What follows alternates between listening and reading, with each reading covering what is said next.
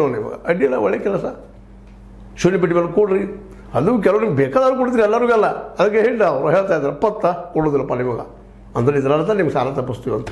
ಅಲ್ಲಿಯೂ ಸಹ ನಿಮ್ಗೆ ಬೆನ್ನು ಹತ್ತಿದವ್ರಿಗೆ ನೀವು ಫಾಲೋವರ್ಸ್ ಸಾಲ ಕೊಡೋರು, ನೀವು ಉಳಿದವ್ರಿಗೆಲ್ಲ.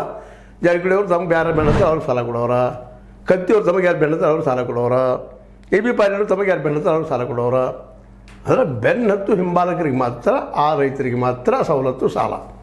ಉಳಿದವರು ಅಡ್ಡಾಡೋದು ಇಂಥ ಒಂದು ಪ್ರಚಾರ ಮಾಡೋದ್ರಿಂದಾಗೆ, ಇಂಥ ಒಂದು ಮಾತುಗಳು ಮಾತಾಡೋದ್ರಿಂದಾಗೆ, ನಾವು ಇದೀಗ ಒತ್ತು ಅನ್ನೋಂಥ ಮಾತು ಬಳಸೋದ್ರಿಂದಾಗೆ ಇದರಿಂದ ಏನೂ ಯಾರಿಗೂ ಇಲ್ಲ, ರೈತರಿಂದ ಲಾಭ ಇಲ್ಲ. ಇದು ಸುಮ್ಮನೆ ಇಲೆಕ್ಷನ್ ಸಲ ಸ್ಟಂಟ್ ಇದೆಲ್ಲ.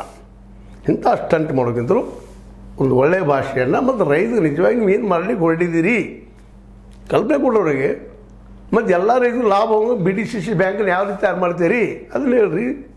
ಕಬ್ಬು ಬೆಳೆಯೋರು ಅಷ್ಟು ರೈತರ, ಉಳಿದವರಲ್ಲ. ಜೋಳ ಬೆಳೆಯೋರು ರೈತರಲ್ವಾ, ಗೋಧಿ ಬೆಳೆಯೋರು ರೈತರಲ್ವಾ, ಭತ್ತ ಬೆಳೆಯೋರು ರೈತರಲ್ವಾ, ಬಾಳೆ ಬೆಳೆಯೋರು ರೈತರಲ್ವಾ? ಇವ್ರಿಗೂ ಕೊಡಬೇಕಲ್ಲ. ಎಷ್ಟು ಕೊಟ್ಟಿದ್ದೀರಿ ಇವರಿಗೆಲ್ಲ? ಅದು ಬಿಡುಗಡೆ ಮಾಡಿಸ್ರಿ ಎಲ್ಲರ ಕಡೆಯಿಂದ. ಹೌದು, ಕತ್ತಿಯವರು ಕಡಿಮೆ ಭ್ರಷ್ಟರು ಅಷ್ಟೇ ಇಲ್ಲ ಅಂತ ಹೇಳಕ್ಕೆ ಸಾಧ್ಯ ಇಲ್ಲ.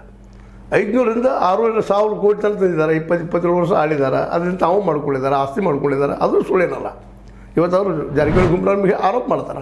ಅದೇ ಕಾಲ ಜೊಲ್ಲೆ ಅವರು ಮತ್ತು ಜಾರಕಿಹೊಳಿ ಅವರು ರೈತರ ಹಣದಲ್ಲಿ ಅವರು ಮಾಡ್ಕೊಂಡಿದ್ದಾರೆ. ಅವರು ಫ್ಯಾಕ್ಟ್ರಿ ಲಾಸ್ ತೋರಿಸ್ತಾ ಇರ್ತಾರೆ, ಮತ್ತೆ ಬರ್ತಿರ್ತಾರೆ ರೈತರಿಗೆ ಮತ್ತು ದುಡಿಯೋರಿಗೆ ಕಡಿಮೆ ಪಗಾರ ಕೊಡ್ತಿರ್ತಾರೆ. ಕಾರ್ಮಿಕ ಸಮಸ್ಯೆ ಅಲ್ಲಿ ಅದಾವೆ, ಎಲ್ಲ ಕಡೆ ಅದಾವೆ. ಸಮಸ್ಯೆ ಇಲ್ಲ ಅಂತಲ್ಲ, ಕಾರ್ಮಿಕ ಸರಿಯಾಗಿ ಪೇಮೆಂಟ್ ಮಾಡಲಾರ್ದು ಆರೋಪಗಳು ಇದ್ದಾವೆ, ಸಾಕಷ್ಟು ಅನಿಸ್ತಾರೆ ಪಾಪ.